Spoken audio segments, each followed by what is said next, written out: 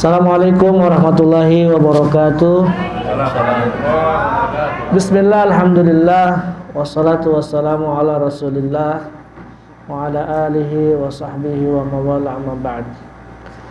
Allahumma salli ala sayyidina Muhammadin al-fatihi lima ughliq wal khatim lima sabaq nasiril haqqi bil haqqi wal hadi ila siratikal mustaqim wa ala alihi haqqa qadrihi wa miqdarihil azim. Yang sama-sama kita hormati Bapak Ketua Tanfidiyah PCI NU Arab Saudi, Pak Kiai Imron Rasyadi, Pak Kiai Dr. Fahmi, juga di sini ada Pak Konsul Imigrasi, Pak Zaini yang saya hormati, Bapak-bapak, para kiai, ibu-ibu. Alhamdulillah, puji syukur kehadirat Allah Subhanahu wa taala. Siang hari ini kita bisa berkumpul, siang menjelang sore ya, dalam kegiatan tradisi NU haul syekhuna ya, haul guru besar kita, guru kita semua, almarhum Abdurrahman Wahid, atau yang senantiasa kita kenal dengan laqab Gus Dur ya. Tadi sudah diperkenalkan, sudah disampaikan maksud tujuan, kemudian juga sudah dipersilakan waktunya kepada saya. Pertama mungkin yang ingin saya sampaikan bahwa secara usia saya jauh lebih muda dibanding para kiai di sini. Ada Pak Kiai Fahmi, Pak Kiai Imron, Pak Zaini, ya, teman-teman kita semua. Walaupun secara tradisi saya dilahirkan di keluarga NU. Ya. Saya mondok di Cipasung, di mana Gus Dur terpilih pada saat itu di muktamar untuk yang ketiga kalinya juga di Cipasung tahun 94 kalau tidak salah. Dan setelah itu saya mondok di Baitul Arqam Al-Islami, masih dalam satu rentetan kiai besar Cipasung. Ya. Tetapi dalam keaktifan di kepengurusan baru ya sekitar tidak terlalu lama lah, karena saya kuliah di luar negeri. Waktu itu belum ada PCI NU Yordania, dan sekarang sudah terbentuk PCI NU di Yordan. Dan ketika kita berbicara tentang NU, maka ada sebuah tradisi dalam pondok pesantren saya dulu, di mana waktu itu selalu ada slogan santri baru pada saat masuk di pondok. Yang pertama katanya ana sunni, ana syafi'i, ana nahdiyah. Nah, jadi tradisi itu memang sudah menempel Pak, ketika saya memang di pondok pesantren pada saat itu. Dan dengan jalur pondok pesantren itu juga saya mendapatkan beasiswa untuk sekolah ke luar negeri. Jadi ceritanya tahun 95 pada saat itu saya diberikan beasiswa untuk kuliah di Timur Tengah, yaitu ke Jordan pada saat itu. Nah, kembali ke tema kita. Kalau saya pribadi sebetulnya agak awam ya kalau disebutkan penceramah ataupun narasumber. Jadi kita ingin sharing pengalaman saja, pengalaman dan hasil penelusuran secara ilmiah, karena memang saya ini juga selalu ngajar, sering ngajar di kampus. Sebelum saya jadi konsul haji, saya aktif di salah satu perguruan tinggi di Cianjur, dan saya termasuk salah satu wakil ketum di Kabupaten Cianjur ya, di NU Kabupaten Cianjur. Dan saya aktif di salah satu perguruan tinggi. Nah, memang menarik ya ketika kita berbicara seorang sosok tokoh bangsa kita, Abdurrahman Wahid atau terkenal dengan Gus Dur ini. Tidak sedikit buku yang ditulis tentang beliau. Bahkan kalau saya mengutip salah satu buku Profesor Dr. Greg Barton, ya. Beliau seorang profesor di Deakin University Australia, yang menulis tentang tokoh-tokoh keislaman di Indonesia, dan salah satunya adalah Abdurrahman Wahid. Belum lagi misalkan buku yang pernah saya baca bolak-balik ya, itu adalah Islamku, Islam Anda, dan Islam kami. Diterbitkan oleh Wahid Institute, ini luar biasa. Ya. Kemudian juga ada buku yang ditulis oleh Arif Saiful ya, yang berjudul tentang Gus Dur dalam ilmu sosial transformatif. Banyak sekali di situ berbicara tentang sosok Gus Dur ini.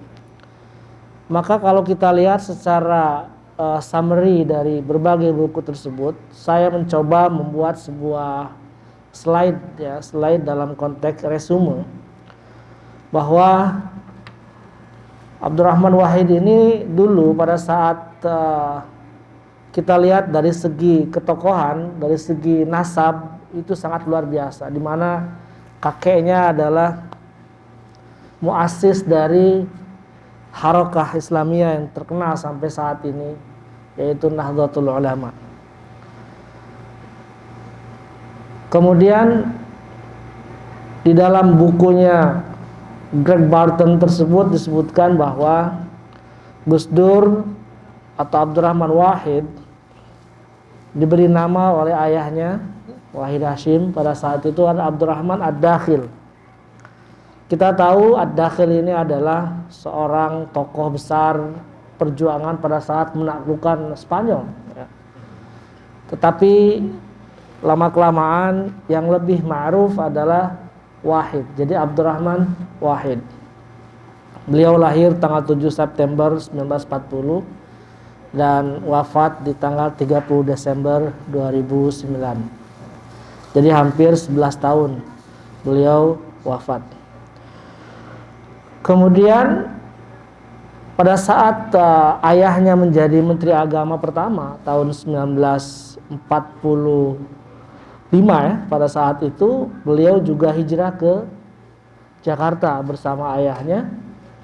Namun ternyata ketika usia 13 tahun atau sekitar usia 39 tahun ayahnya meninggal di dalam sebuah musibah di Bandung ya, pada saat itu di Cimahi kalau tidak salah disebutkan dalam buku tersebut. Dan Gus Dur menikah dengan Sinta Nuria ya, pada tahun 68, tetapi dirayakannya baru tahun 71 karena pada saat itu nikahnya diwakilkan ke kakeknya, yaitu Kiai Haji Bisri Samsuri ya. Dan beliau dikaruniai 4 anak ya.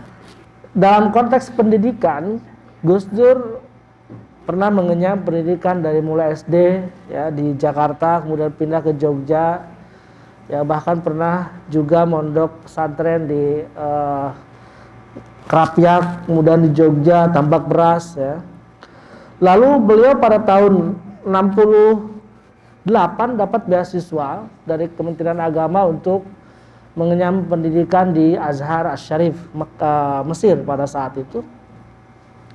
Namun tidak kalau menurut cerita Pak Kiai Mustafa Bisri, kalau ada yang mengatakan bahwa Gus Dur itu tidak lulus di Azhar, ya memang tidak lulus karena dia tidak daftar atau tidak mengikuti pendidikan. Karena setiap dia mau kuliah, semua ilmunya sudah di luar kepala. Jadi ilmu yang dipelajari di Azhar itu ternyata adalah ilmu di pesantren pada saat Gus Dur sebelum berangkat. Nah, tujuannya Gus Dur pergi ke Mesir itu adalah untuk mencari sesuatu yang baru gitu, dari Azhar, tetapi tidak ditemukan di situ. Dan akhirnya beliau pindah ke Baghdad pada saat itu. Kemudian di Universitas Baghdad dia menyelesaikan S1 ya, LC lah kalau sekarang. Dan kemudian pada saat itu dia ingin melanjutkan S2. Namun pada saat dia menulis tesis, si promotornya atau si pembimbingnya itu meninggal, kemudian diajukan lagi, tidak ada promotor yang bisa menjadi penggantinya karena pada saat itu beliau meneliti dalam ilmu bahasa, sangat luar biasa ya. Lalu kemudian pada saat tahun 71 pulang ya ke Indonesia. Disitulah mulai butir-butir pemikiran Gus Dur sudah terlihat pada saat pulang ke Indonesia tahun 71 dan bergabung dengan LP3S, Lembaga Penelitian, Pendidikan, Penerangan, Ekonomi. Nah, mulai masuk di situ, menulis tentang berbagai artikel, berbagai artikel ilmiah. Pola pikir Gus Dur mulai dikenal di Saintor Nusantara pada saat itu, pada tahun 71. Ya, kemudian bahkan beliau disebut sebagai seorang intelektual muslim progresif, ya, progresnya sangat luar biasa pada saat itu. Namun dari konteks kehidupan pribadi sebagai seorang analis, ya, dulu dikenal dengan kolom analis gitu. Dan juga karena ekonomi, beliau akhirnya pindah lagi ke Jombang, kemudian mengajar di Universitas Jombang pada saat itu. Kemudian di kampusnya pun sangat luar biasa, diberikan berbagai mata kuliah sehingga membuat iri pada dosen-dosen di saat itu, ya. Namun terjadi musibah di tahun pada saat beliau di Jombang, ya. Beliau pada saat naik Vespa terjadi kecelakaan sehingga mengakibatkan musibah di mata pada saat itu, sehingga akhirnya beliau mengalami ketidaksempurnaan di penglihatan.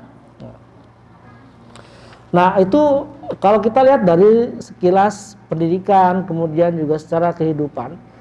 Nah, kalau kita berbicara dalam konteks the text, ya, ada teks, ada konteks. Kalau bicara konteks, kita tahulah Gus Dur itu sangat luar biasa, disebut dengan berbagai tokoh, ya. Tokoh, ada yang disebut beliau adalah pejuang santri, ya, kaum sarungan, itu juga luar biasa. Bahkan di dalam bukunya Gus Dur dalam ilmu sosial transformatif, pola-pola pikir Gus Dur itu tidak lepas dari tiga konteks, ya. Yang pertama, Gus Dur itu disebut dengan sebagai pejuang pola pikir tradisional pesantren. Yang kedua juga beliau itu adalah dikenal dengan pola pikir yang sifatnya modernis, karena dia pernah mengenyam pendidikan di dunia barat, ya. Beliau pernah di Belanda juga pada saat itu, ya, tapi tidak sambil kuliah, ya, tapi beradventure dalam sebuah dunia kampus di Eropa, ada di Belanda, di Jerman, ya. Bahkan di buku-bukunya Greg Barton itu disebutkan Gus Dur itu pernah ketika tidak ada pembelajaran di kampusnya, beliau menjadi seorang pembersih kapal pelayaran. Itu di dalam bukunya Profesor Greg Barton disebutkan seperti itu. Nah, jadi yang ketiga, pola pikir Gus Dur itu dipengaruhi oleh alam yang sifatnya adalah plural, ya, atau lebih dikenal dengan humanis. Ya, kenapa? Karena beliau juga pernah berkecimpung di dunia politik. Nah, sehingga ketiga pola pikir ini di dalam bukunya yang satu lagi, dalam Gus Dur di dalam ilmu sosial transformatif, menyebutkan bahwa salah satu tokoh yang jebolan pesantren, jebolan Timur Tengah, dan juga jebolan modernis, ya, Gus Dur itu. Ya. Dia juga pernah mengalami di pesantren, di Timur Tengah juga mengalami, di Azhar, kemudian juga di Baghdad, ya. Lalu juga di dunia modern, di dunia barat juga pernah, ya. Sehingga ketiga-tiganya itu ada. Maka Greg Barton di dalam bukunya menyebutkan pola pikir Gus Dur itu yang pertama adalah pemikir yang multiwarna. Disebutkan pemikir yang multiwarna karena pola pikirnya itu beragam, tidak monoton, dan juga tidak stagnan. Gus Dur selalu pola pikir itu dinamis, Bahkan kata orang bisa mencerna, bahkan mengatakan asumsi di depan. Maka tidak lepas dari kita bahwa Gus Dur adalah seorang wali. Karena dia sudah bisa menebak apa yang akan terjadi. Nah, karena pola pikirnya tadi luas sekali, ya, Greg Barton mengasih underline di situ di dalam bukunya itu disebutkan bahwa Gus Dur is the Islamic modernist, but not Gus Dur is former, tapi but not Islamic modernist. Jadi seorang reformer dia. Ya. Yang kedua juga disebutkan di dalam bukunya Greg Barton bahwa pola pikir Gus Dur itu adalah neo-tradisional, di mana dia pernah mengenyam pendidikan di berbagai pesantren di Yogyakarta, di Jombang, ya, di Krapyak, ya, dan lain-lain. Yang ketiga, pola pikir beliau itu adalah humanis. Maka muncul pemikiran-pemikiran yang sifatnya plural. Ya. Pola pikir inilah yang menyebabkan Gus Dur itu selalu disebutkan menjadi tokoh bangsa. Contoh misalkan ketika dia menjadi seorang presiden pada saat itu, dia yang mengakui adanya Konghucu, agama Konghucu. Ya. Kemudian bahkan ada statement bahwa ex-komunis pun diakomodir. Kenapa? Karena tadi pemikirannya yang humanis, pemikirannya ala barat, pemikirannya yang terbuka. Nah, yang keempat disebutkan oleh Greg Barton, tokoh Islam yang modern dan liberalis. Bagaimana ketokohan beliau di dalam konteks dunia pesantren, dunia organisasi, kemudian juga ketokohannya dia di dalam dunia modern. Ya. Seingat saya pernah dulu di KBRI Jordan, saya lokal staf di sana. Gus Dur pernah berkunjung ke Jordan, ya. Bahkan pernah berkunjung ke Israel.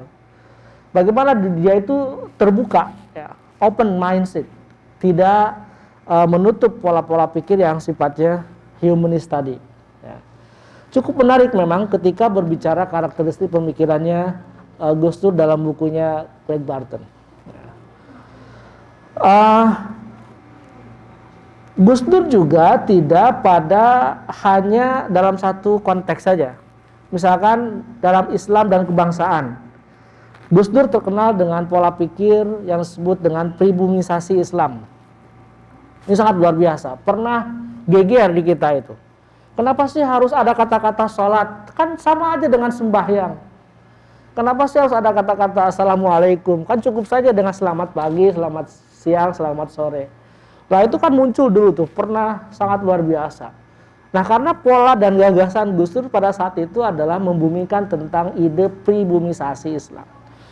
Kenapa? Lah, Gus Dur berpendapat sebagaimana dituliskan dalam bukunya Islamku, Islam Anda, dan Islam Kita, ya, menyebutkan bahwa ajaran Islam itu kan rahmatan lil alamin. Ada sebuah konsep yang di dalam Islam yang secara hakiki adalah bagaimana ketauhidan yang ditanamkan. Jadi Arab itu adalah bukan Islam, dan Islam adalah bukan Arab, gitu loh maksudnya. Jadi tidak semua nilai Arab itu adalah bagian dari Islam, dan tidak semua nilai Islam juga dianut atau diambil dari Arab, gitu. Sehingga pribumisasi Islam pada saat itu muncul gagasan yang sangat luar biasa. Seperti apa? Ya sudahlah, kebiasaan yang sudah tertanam dalam pola pikir kehidupan bangsa Nusantara nggak mesti harus dihilangkan, gitu loh. Ya.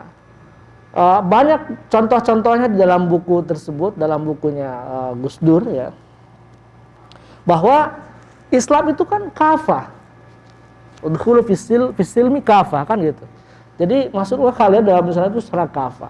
Kafah di sini tidak parsial, tapi juga harus komprehensif, harus menyeluruh. Gitu. Ajaran Islam itu kan tidak jauh, tidak terlepas dari maqasid asy-syariah. Maqasid syariah itu ada hifduddin, hifdul akal, hifdul nasl, hifdul mal, ya, hifdul nasl. Nah, semua itu kan bisa terjawantahkan dalam konteks kehidupan di masyarakat. Itu loh pola-pola pikir pada saat itu. Gus Dur juga dalam pola pikir keislaman dan kebangsaan terkenal dengan disebut dengan Islam kosmopolit. Apa sih yang disebut dengan Islam kosmopolit? Kosmopolit itu kan satu bahasa Yunani, ya, kosmo. Kosmo itu kan alam. Nah, Gus Dur waktu itu mengejawantahkan bahwa disebut dengan Islam kosmopolit adalah pengembangan sebuah teologi Ahlus Sunnah wal Jamaah dalam menghadapi berbagai perubahan dan tantangan masyarakat. Jadi aswaja itu tidak mesti harus dipertahankan dalam kultur tradisi yang notabene tradisi yang sifatnya itu adalah tradisional, unik. Tapi juga aswaja harus bisa berkembang dengan mampu masuk dalam dunia yang sifatnya modern. Itu maksud dari Islam kosmopolit pada saat itu. Lalu yang ketiga, Greg Barton menyebutkan bahwa pola pikir Islam dan kebangsaan era menurut Gus Dur itu adalah pluralisme. Ya. Pluralisme Gus Dur tidak jarang menghubungkan dengan agama, karena agama inilah yang sering dipolitisir. Nah, maka ini sangat terinspirasi ya pada saat Gus Yakut dipanggil, lalu disebutkan bahwa agama jangan sampai menjadi, tapi agama harus menjadi inspirasi, bukan aspirasi. Nah, ini kan luar biasa. Apa? Karena nilai agama adalah memiliki nilai yang sifatnya humanis. Gitu. Maka Menak yang sekarang ini sebetulnya pola pikirnya itu Gus Durian gitu. Ya. Pola pikirnya sangat luar biasa. Toleransi, kebersamaan, ya. Tuh. Lalu yang lainnya ada demokrasi. Gus Dur, menurut Gus Dur, demokrasi itu kan 3 hal pokok katanya. Yang disebut satu yaitu kebebasan, yang kedua adalah keadilan, yang ketiga adalah yang disebut dengan syuro. Bebas untuk berpendapat, bebas untuk hidup, bebas untuk mendapatkan hak sebagai warga negara, bebas dalam konteks berkontribusi terhadap negara. Adil adalah mendapatkan haknya dan juga memberikan kewajibannya. Lalu ada syuro. Nah, syuro di sinilah disebut dengan permusyawaratan. Tuh. Lalu juga saya ingin menyingkat saja. Kalau dalam dunia pendidikan Gus Dur terkenal dengan strategi sosial politik ya. Kemudian strategi kultural, strategi pedagogis. Dalam dunia pendidikan itu ada andragogi, ada pedagogi. Pedagogi itu ada dunia pendidikan yang sifatnya masuk ke dalam konteks practically. Kalau andragogi adalah pembelajaran orang dewasa, biasanya lebih pada konteks ya mengikuti budaya, kemudian mengikut dengan kondisi pola pikir orang-orang tua gitu loh. Nah, pola-pola pendidikan yang dalam pola pikir Gus Dur tidak lepas dari 3 hal pokok, yaitu strategi sosial politik, kemudian juga strategi kultural, di mana culture sangat luar biasa ya, culture pesantren. Ya maka kenapa 97 juta lebih kalau tidak salah data BPS, walaupun tidak masuk secara resmi di BPS ya, dan hampir lebih 25 PCINU di 5 benua sampai saat ini, itu kan berkembang karena tadi bahwa sebuah tradisi yang sangat kuat di harokah ini, tradisi ukhuwah watoniyah, ukhuwah islamiyah, ukhuwah insaniyahnya itu sangat luar biasa. Saya lanjut ke resume dalam bukunya Gus Dur, Islamku, Islam Anda dan Islam Kita. Buku ini sebetulnya sangat menarik. Kenapa? Karena pola pikir Gus Dur dalam konteks keagamaan dan kebangsaan ya. Buku ini diterbitkan oleh Wahid Institute ya. Dan terdiri sekitar 412 halaman. Ada 7 bab ya. Bab pertama itu Islam dalam diskursus ideologi, kultural dan gerakan, Islam negara dan kepemimpinan umat, Islam keadilan dan hak asasi manusia, Islam dan ekonomi kerakyatan. Cuman yang sangat menarik saya ingin menyoroti dalam konteks gerakan ekonomi Islam. Ternyata jauh sebelum ekonomi Islam berkembang sekarang dengan munculnya berbagai perbankan syariah, Gus Dur itu sudah memikirkan pola ekonomi Islam. Namun pola pikirnya Gus Dur itu bertolak belakang dengan keilmiahan yang ada sekarang ini. Gus Dur mengatakan bahwa dalam bukunya itu nggak usah ada syariatisme istilahnya, beliau mengatakan. atau syariatisis ya. Jadi mensyariatkan apa yang ada di dalam Islam ke dalam dunia practically gitu. Tidak mesti harus seperti itu. Namun di sisi lain berbagai perkembangan dunia dalam konteks ekonomi itu mengalami perubahan sangat signifikan. Di mana tahun 50-an di saat negara-negara yang pernah dijajah oleh penjajah imperialisme seperti Pakistan, India, Indonesia kalau di Asia ya. Kemudian juga Malaysia dan lain-lain. Setelah mereka itu merdeka, meninggalkan jejak dari dunia perekonomian mereka. Salah satunya adalah bank. Nah, ketika sudah merdeka, nih bank mau diapain nih gitu. Maka Pakistan pada saat itu muncul ide bagaimana kalau kita membuat sistem yang tidak menghilangkan kelembagaan bank itu sendiri. Banknya tetap ada, tapi sistemnya kita rubah. Apa yang bisa menjembatani sebuah gap antara lembaga institusional yang ditinggalkan penjajah imperialisme dengan konteks keislaman? Maka muncul pada saat itu lembaga bank yang tetap beroperasi tapi tidak terjerumus dalam konteks riba. Maka muncullah bank syariah, bank Islam gitu. Nah, Gus Dur menolak hal itu dalam bukunya, mengatakan bahwa ketika bank Islam itu muncul, itu akan menambah kos, akan meninggikan kos operasionalnya. Kenapa? Karena tadi bahwa Islam mengenal di dalam muamalahnya tidak mengenal riba, tidak mengenal gharar, tidak mengenal yang sifatnya itu maisir gitu loh. Sedangkan dalam bank konvensional sah-sah saja ketika kita meminjamkan uang, saya patok ya kreditnya setiap bulan sekian. Itu kan bisa menopang operasionalnya. Sedangkan bank syariah kalau tidak ada operasional seperti itu, dari mana? Maka akan meninggikan kos administrasinya gitu loh. Nah, ini gagasan Gus Dur pada saat itu.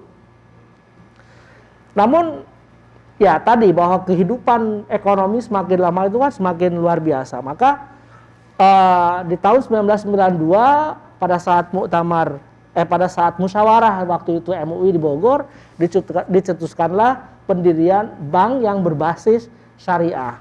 Maka muncullah ide pada saat itu mendirikan Bank Muamalah Indonesia. Namun karena tidak ditopang oleh biaya yang sangat besar, tidak ditopang oleh kapital yang sangat kuat, bank pada saat itu tidak kuat, bank muamalah itu. Ya, maka ya sampai sekarang Bank Muamalah Indonesia menjadi kelabakan, Pak. Ya, bahkan sekarang ada wacana bahwa BMI ini akan dibeli oleh Saudi untuk bisa memperpanjang hidupnya. Anyway, ya, yang saya ingin katakan di sini pola pikir Gus Dur dengan ekonomi kerayaatannya yang perlu kita garis bawahi bahwa Bank Syariah Indonesia muncul, Bank Syariah utama ya, bukan Bank Syariah di Indonesia, muncul pola-pola yang sifatnya implementatif syariah ke dalam kehidupan di Indonesia. Menurut Gus Dur sebetulnya tidak perlu. Yang perlu digaris bawahi adalah bagaimana kita bisa mengangkat sebuah perekonomian itu menjadi makmur, menjadi sejahtera gitu dengan sebuah kelembagaan yang sifatnya aplikatif gitu. Ya, maka pola pikirnya Gus Dur jauh sebelum bank syariah di Indonesia itu kan dari tahun 1992 berdiri Bank Muamalah, kemudian diundangkan oleh Undang-Undang nomor 7 kalau tidak salah tentang Bank Syariah Indonesia, itu kan 10 tahun setelahnya. Dan sampai sekarang ya jauh dari harapan yang diinginkan oleh para pendiri Bank Syariah pada saat itu. Sekarang malah justru merger yang terjadi. Bank Syariah Mandiri, Bank BRI Syariah, Bank BNI Syariah malah merger menjadi sebuah bank syariah Indonesia. Ini adalah bukti bahwa kekuatan implementatif dan juga kekuatan teoritis belum begitu bisa ditopang gitu loh. Nah, terlepas dari itu semua, yang saya ingin sampaikan sebagai penutup bahwa kita punya aset yang sangat luar biasa, aset bangsa yang sangat luar biasa, seorang tokoh, pemikir, ya multicultural, ya multi talenta yang sangat luar biasa, dan pola pikir itu masih pasti tumbuh dan berkembang di dunia kita, ya terutama di kalangan NU, di kalangan hadirin. Nah, tugas kita adalah bagaimana kita bisa menyikapi itu semua, bagaimana kita bisa menyikapi pola pikir guru kita dalam konteks keorganisasian kita.